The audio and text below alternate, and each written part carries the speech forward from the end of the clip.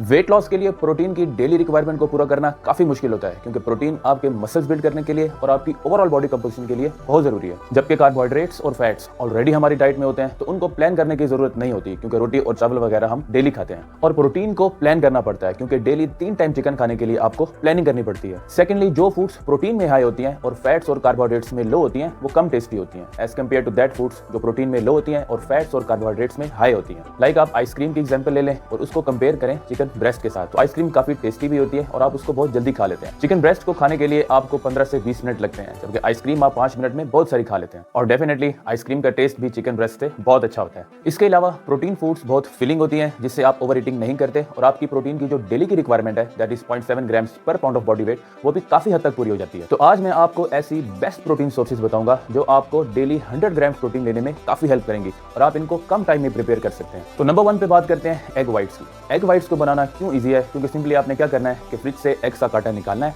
और डायरेक्ट उनको fry pan में डालना है और 5 मिनट्स के अंदर आपके एग्स रेडी हैं। एग व्हाइट्स में 4 ग्राम प्रोटीन है और 0 फैट्स और कार्बोहाइड्रेट्स है। नंबर 2 पे बात करते हैं फिश की। फिश को हम बाकी प्रोटीन सोर्सेज की तरह सेम समझते हैं, like chicken, meat etcetera, but fish ranked as the most filling protein source on the satiety index. और फिश का सैटिएटी रैंक एग्स से भी ज्यादा है, यानी फिश खाने के बाद आपका स्टमक एग्स की निस्बत ज्यादा देर तक फिल रहेगा। फिश में ओमेगा 3 फैटी एसिड्स भी बहुत अच्छी क्वांटिटी में होते हैं, जो ज्यादातर लोग अपनी डाइट में नहीं लेते। नंबर 3 पे बात करते हैं प्रोटीन पाउडर की।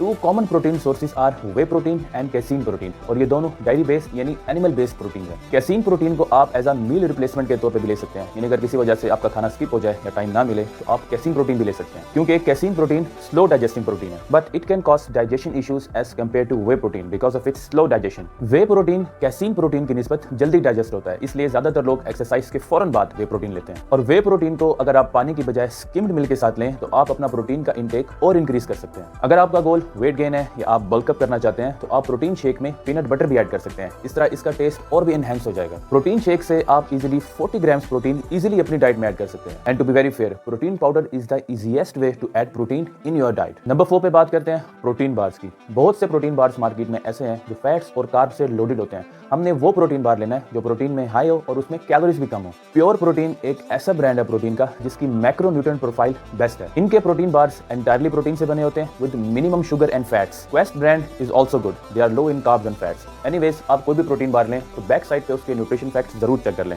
क्योंकि काफी सारे प्रोटीन बार्स ऐसे हैं जो फैट्स और कार्ब्स में हाई होते हैं। एक प्रोटीन बार आपको 20 से 25 ग्राम प्रोटीन देता है और इसमें जस्ट 200 कैलोरीज होती हैं। प्रोटीन शेक्स की तरह प्रोटीन बार्स को भी आपने ज्यादा क्वांटिटी में नहीं लेना, क्योंकि इस तरह बाकी न्यूट्रिएंट्स जो आपको होल फूड से मिलते हैं वो आप नहीं ले सकेंगे। तो 1 protein bar per day is enough for you. इसके बाद बात करते हैं हार्ड बॉइल्ड एग्स की।